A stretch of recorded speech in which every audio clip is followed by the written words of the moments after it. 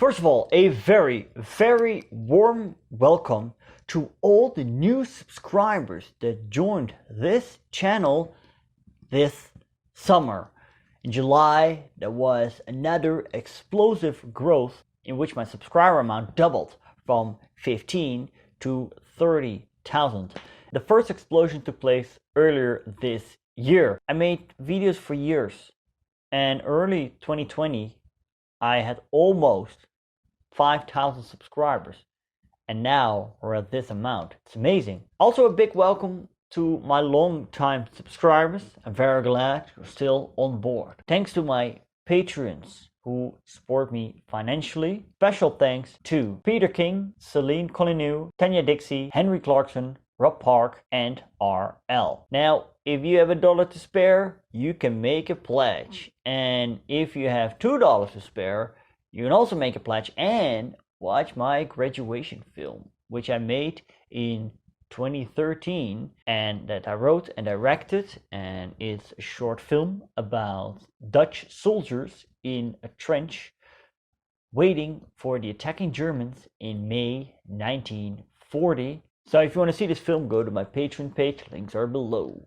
Thank you for submitting your questions. I received a lot of them, so I categorized them in personal, channel, and history related questions. Also, by the end of this video, I will do an announcement of what you can expect for the rest of this year, and also direct you to a few of my older videos that perhaps you haven't seen yet and find interesting. Jan, longtime follower, ask a really good question. What is your favorite travel story? Have you ever been surprised by a city's architecture? Was there a city that you had great expectations of and it turned out to be disappointing? Vice versa. Have you ever been surprised by unexpected beauty of a small town or a little known town? Good question. So this trip I was really positively surprised by the Polish city or town of Kietrzyn.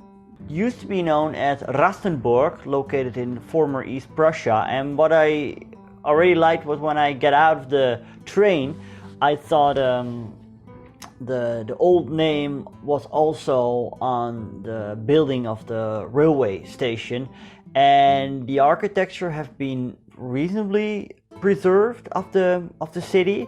I mean, I read different accounts. Some say that the town was spared from a lot of destruction, others say it wasn't, but there were a lot of old buildings that really gave me this old feeling, so I was really surprised by that.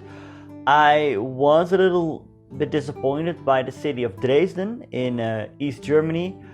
A lot of people say it was really nice. I was there like 13 years ago and I couldn't remember much from it, and that's mostly not a very good sign. And you know, you have in Dresden, you have like the Neustadt, the new town, and the Altstadt. And the Altstadt, the old town, was like bombed. And yeah, they reconstructed some of the older buildings, and it looks nice, as you can see on these photos. But it feels a little bit fake, and you know, it's like some kind of Disneyland, which I also have when I walk in the old town of Warsaw. I mean, it's beautiful, but it's not the real thing, and that's what I had with Dresden too. And what I was especially disappointed by, that as soon as you walk further into the Altstadt and you come to the Alte Markt, okay, this was what it was like and this is what it is now. And I was like, no. So I was kind of disappointed by Dresden. I think it's a little bit of an overrated city. I do want to say that the people of Dresden were like absolutely amazing. The atmosphere is really relaxed and everybody's friendly. So yeah, in that sense, it was a really nice city to visit. 3 questions. What is your favorite book, YouTube channel, and band, singer, musician, or composer? I was really impressed by 1984, which I read a long time ago. A People's Tragedy, historically wise, Orlando Figes, it's really good, about the Russian Revolution. My favorite YouTube channel will be the World War II Week by Week channel, and my favorite musician, I listen to music, but mostly what sounds nice. And yeah, that'll be, if you look at my playlist right now on my old MP3 player, I think you find the most songs of David Gedda and Phil Collins. Since you're a history teacher, what is your favorite history topic to teach and why? Well, it's obviously what we call het tijdvak van de wereldoorlogen, the time period of the World War, so World War I and World War II. What is your stance on the monarchy, Dutch monarchy in general? I heard it costs us taxpayers a lot of money, but on the flip side, yeah, I'm alright with it. Raceoff asks, hey, I've been your subscriber since February 2019, I know. Want to ask you a question. What's your opinion about Indonesian tendency to skip out some history, the dark ones that is, in their school books? I think you're referring to, well, the Bersia period and the mass murder of communists in the 1960s. I never think it's a good thing to skip the dark pages of history. I don't think it's a healthy way of treating and elaborating on history. Davis, what's your opinion about reenactors, especially World War II ones? Well, actually, I did reenactment myself. I portrayed the German army of World War I, the Dutch army of 1940, and the KNIL of around that time. I think World War II reenactment is fine. When you portray Germany, I think it's very wise to do a big disclaimer that you're not neo-Nazis or anything. I do have to say that, you know, I went to events of World War I events and World War II events, and I find the World War II events have a little bit more tension, which is like understandably because it's more recent and, you know, the Nazis did horrible things. And World War I, it's longer ago and it's more like open. I went to Verdun in, I believe it was 2018.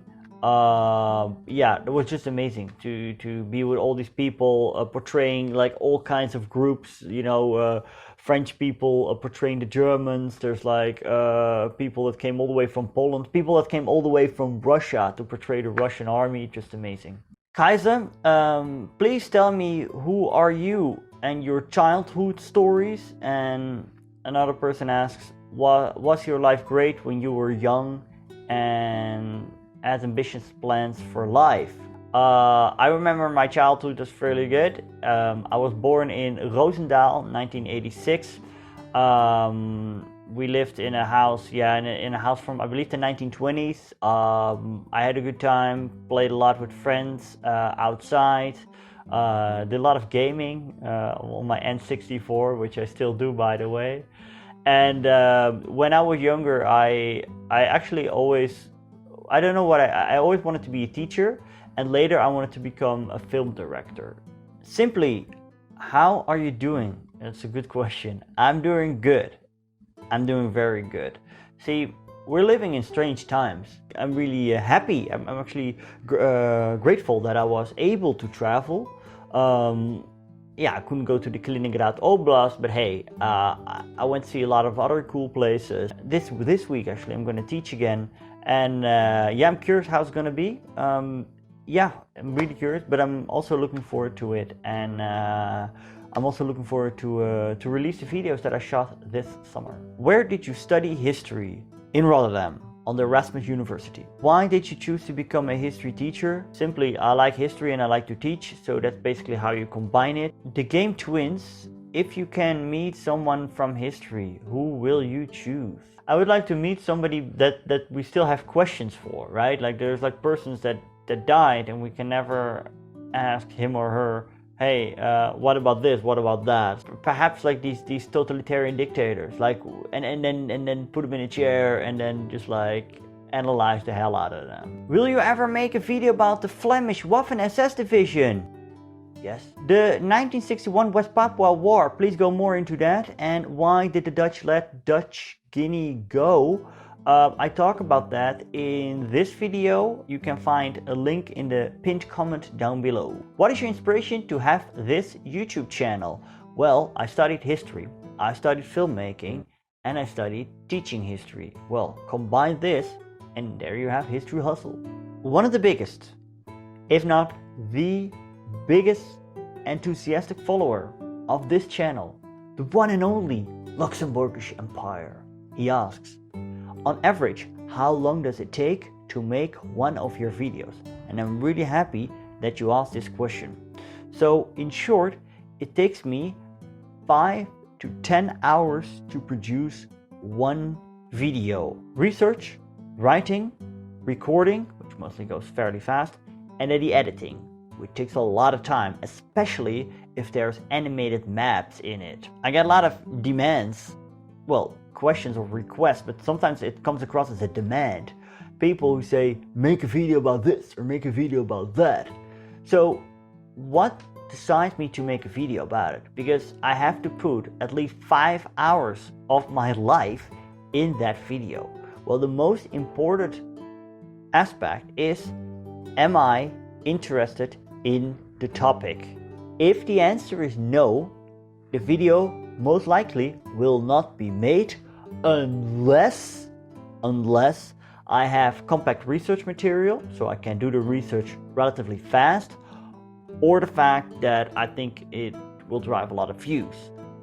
These are the only reasons I'm willing to make an exception, to make a video about a topic I'm not that interested in. But if these aspects aren't there, the video most likely will not be made. And that's why I did record a video in Leipzig at the Völkerschlachtdenkmal. I love that word, Völkerschlachtdenkmal.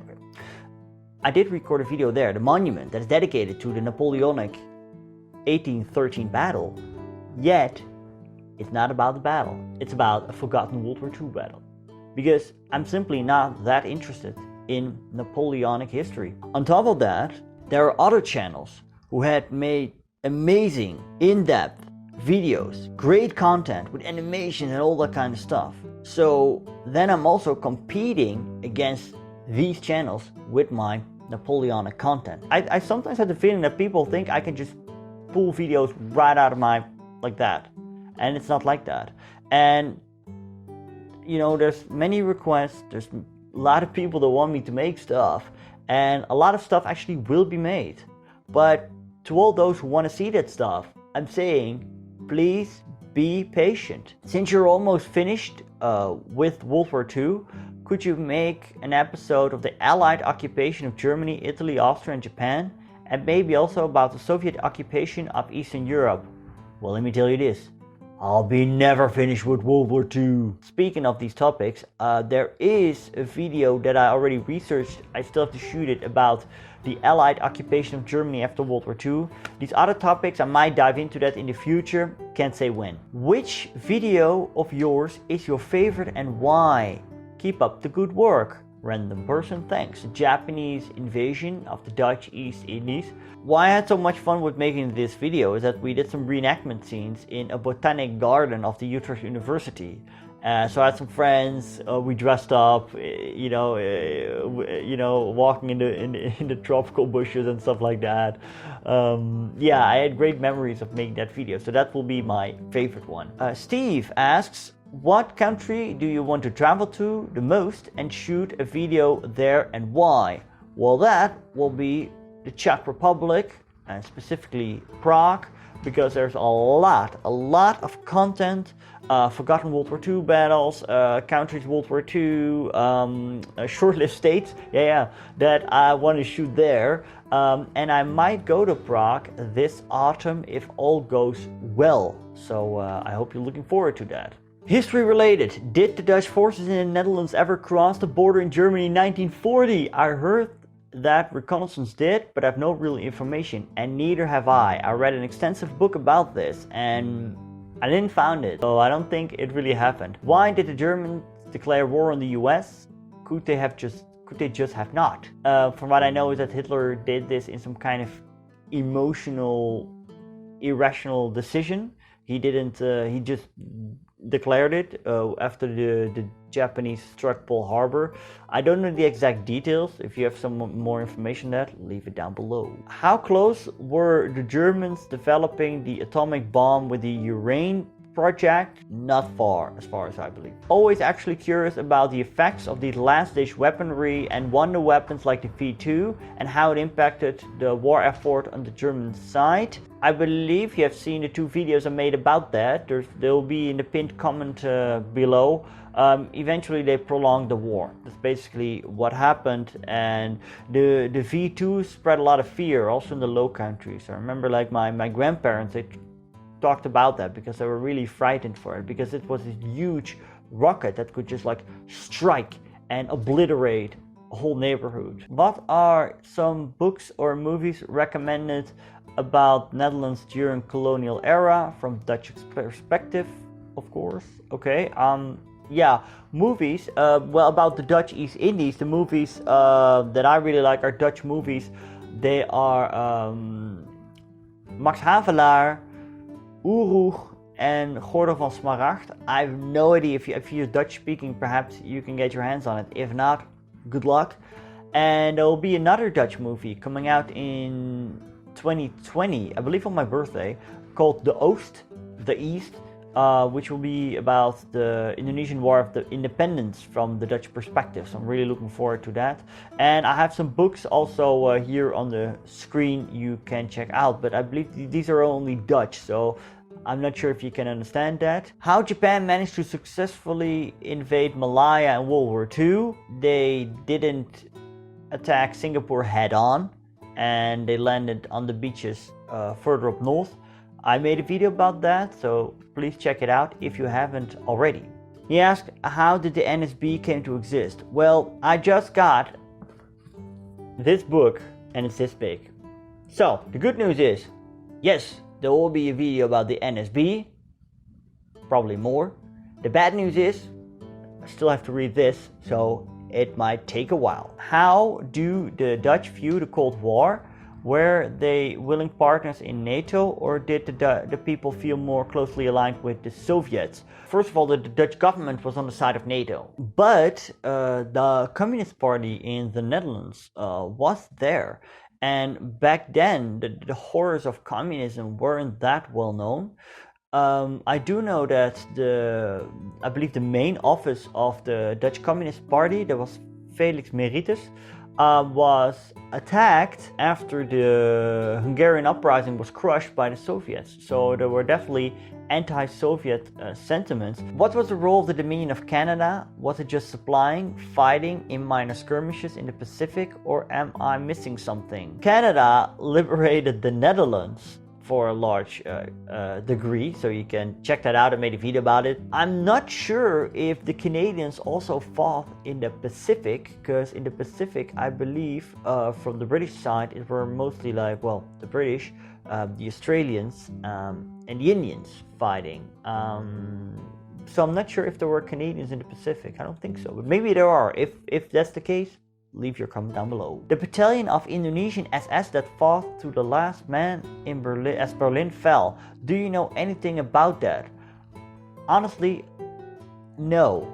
So I did do a quick research on the internet, and I found this photograph with the information that there were like 2 Indonesians that joined the SS. So therefore I don't think there's like a whole Indonesian SS battalion.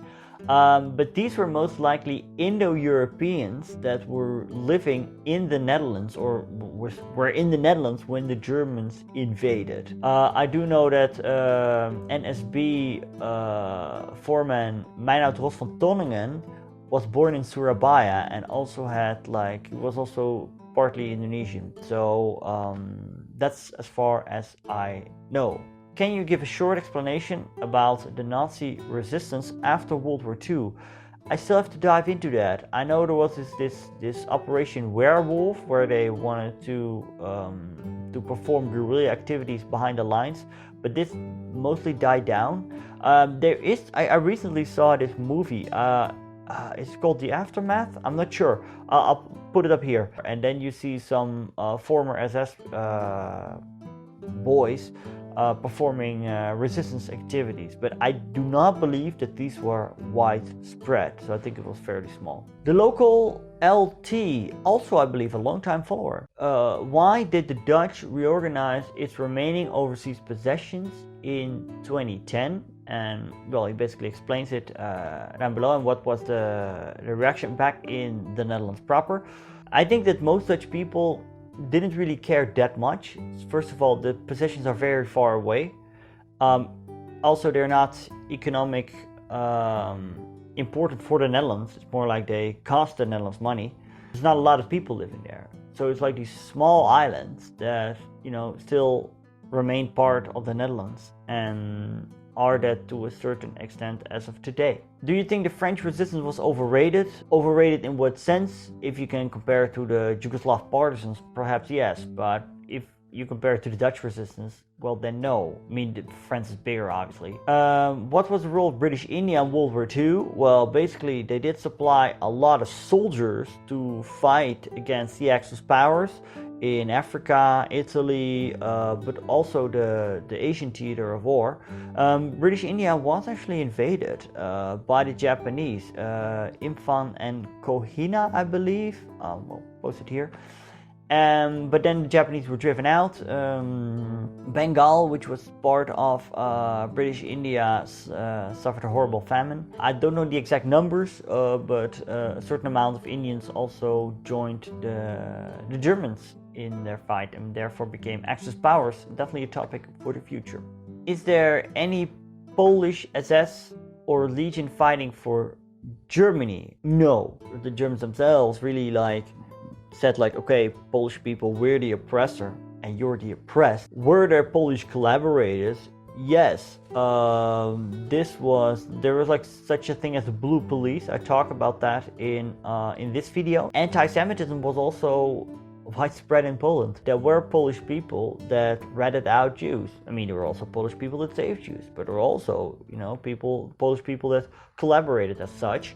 But they either did this out of anti-Semitism or just a way to survive. But again, Polish collaborations with the Germans was very small. Who surrendered in 1940? Well, who didn't surrender in 1940? The Netherlands, the government of the Netherlands. What about the Queen, the forces of the Netherlands, the forces in the mainland? Okay, whoa, we're getting technical here.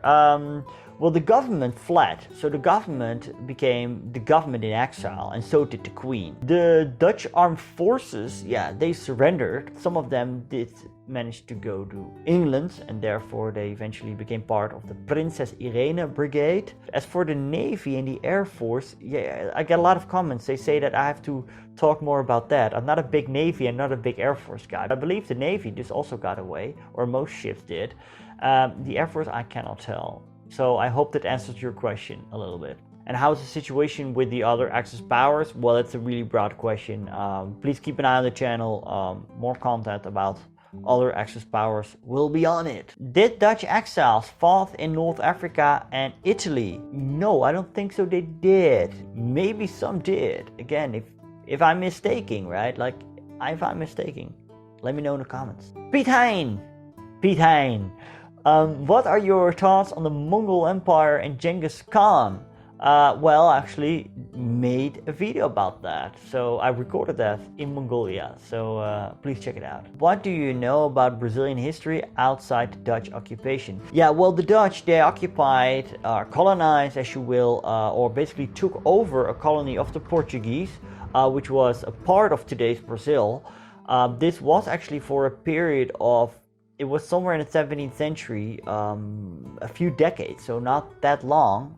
It basically costed the Dutch a lot of money, a lot of resources to maintain. I don't know that much about the history of Brazil. I believe it was you yourself who sent me this email with this picture. So the whole concept of races and skin color, also what I learned, played a role in Brazil as well, and perhaps even even to this day. But then again, Brazil is still a country that's on my bucket list to travel to. What was life like for mixed race people in the Dutch East Indies? The Indo-Europeans, as they were called, were basically a mixed race between a European, Dutch, and an Indonesian person. Mostly the father was Dutch, was European, and the mother was Indonesian. They had a fairly difficult time because they didn't belong to either one of them. You know, they were too dark to be considered European, and they weren't seen as Indonesian either. So they were kind of stuck in between, and it's tragic. I think a lot of these people were very lonely and had a difficult time. Ask 3 questions. Okay. European and the Dutch East Indies in general. I think it was a failed state. Is another figure than Sukarno are bad in Dutch point of view? Well, I don't think in a lot of Dutch point of view today Sukarno is considered a bad guy. It's just interesting about the history of the Zeven Provinciën ship mutiny in 1934. It was actually 33.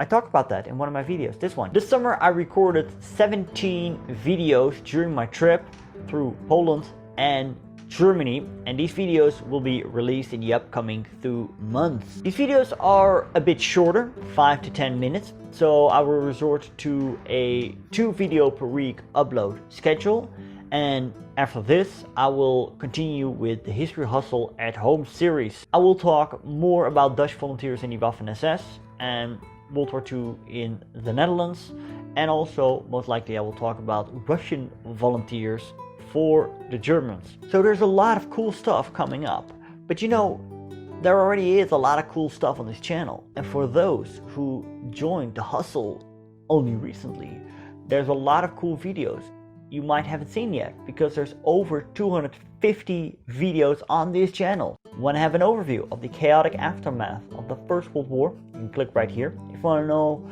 how Hitler radicalized politically, you click right here. And if you want to know more about my adventures in North Korea, which I visited and filmed in 2016, click right here. Thank you so much for watching. Keep watching, keep liking, keep sharing. Thanks.